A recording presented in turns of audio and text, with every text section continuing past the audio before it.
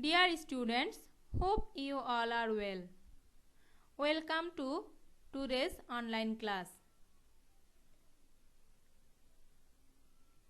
I am Sharanika Das, lecturer chemistry, Lakers Public School and College, Rangamati. Today I am going to teach you two chapters.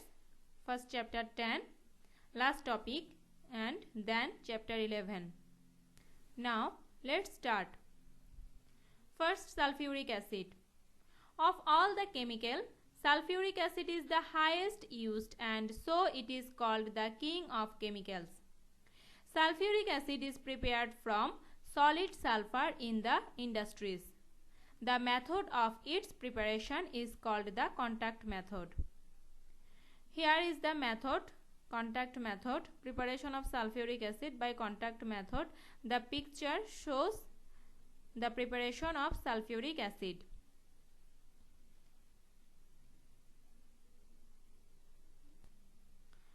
The method. First, step 1. Firstly, sulfur and dehydrated air are supplied in a furnace. Sulfur and oxygen undergo reaction here to produce sulfur dioxide. Step 2. The sulfur dioxide gas is channeled with some more oxygen to another furnace.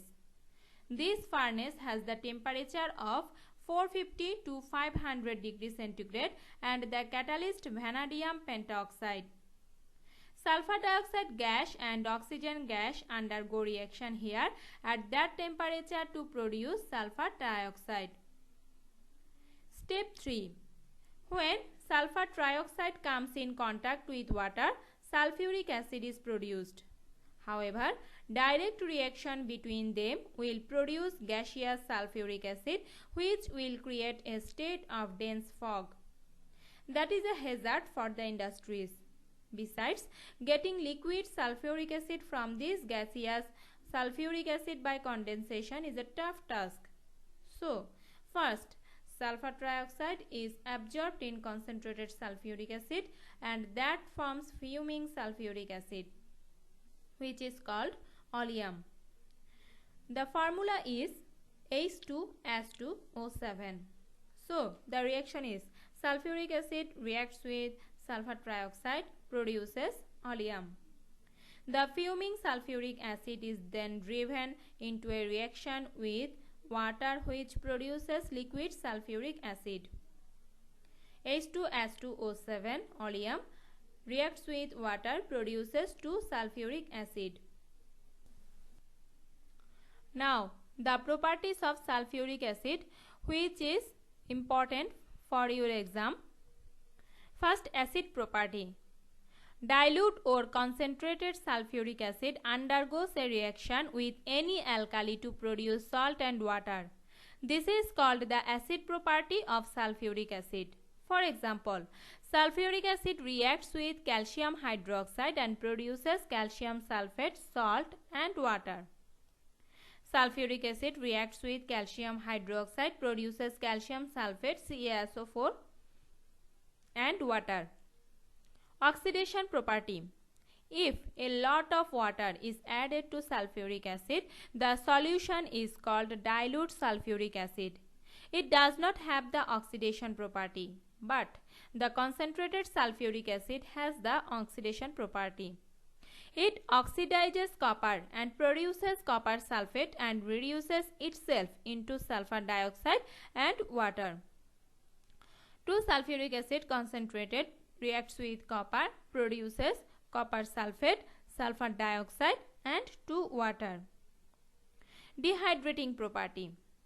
The substance that absorbs water from any compound is called a dehydrating agent. This property in a chemical is its dehydrating property. Dilute sulfuric acid does not show any dehydrating property, but this is not true in the concentrated case. The concentrated sulfuric acid absorbs water from sugar, C12H22O11. So, concentrated sulfuric acid is a dehydrating agent. C12H22O11, that is sugar, reacts with sulfuric acid, produces 12 carbon and sulfur into 11 water. Now, there is another chapter, chapter 11, which is mineral resources, fossils. First, this earth is about 4.54 billion years old. Many years ago, the appearance of this earth was not the same as it looks now.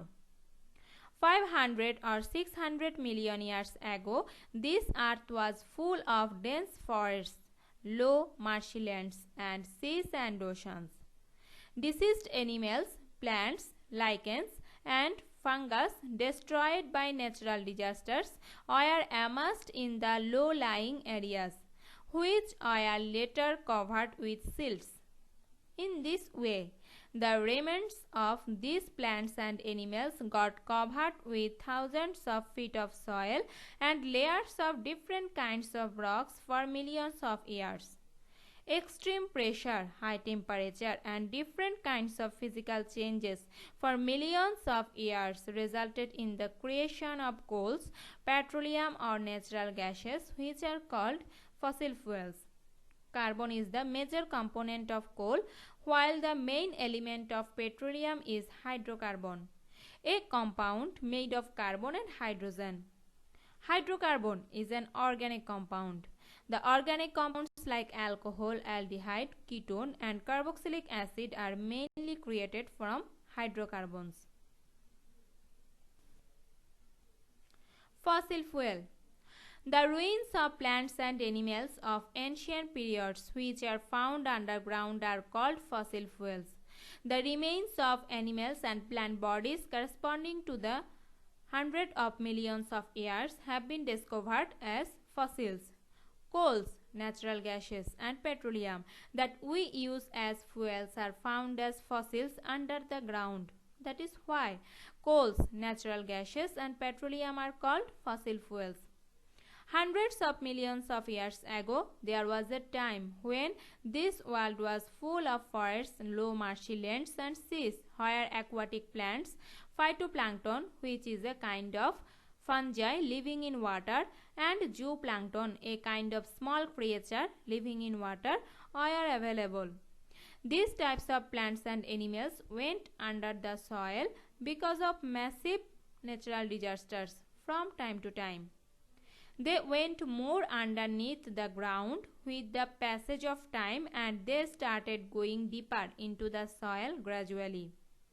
As a result, pressure and temperature on them started to increase. In the absence of air, they underwent decay and chemical changes. Fossil fuels have been created from all types of teeny and gigantic plants and animals because of heat, pressure, and chemical changes for hundreds of millions of years. Coals have been created from gigantic plants, while petroleum has been created from phytoplankton, zooplankton, and bodies of deceased animals. As this change goes on, petroleum turns into natural gas. So, in some places, both petroleum and natural gases are found together. For instance, petroleum has been traced along with natural gas in Horipur gas field of Bangladesh. As the main source of this fossil fuel is animal body, the main elements of these fuels are carbon and carbon compounds. Now, natural gas. The major component of natural gas is methane, which is 80%.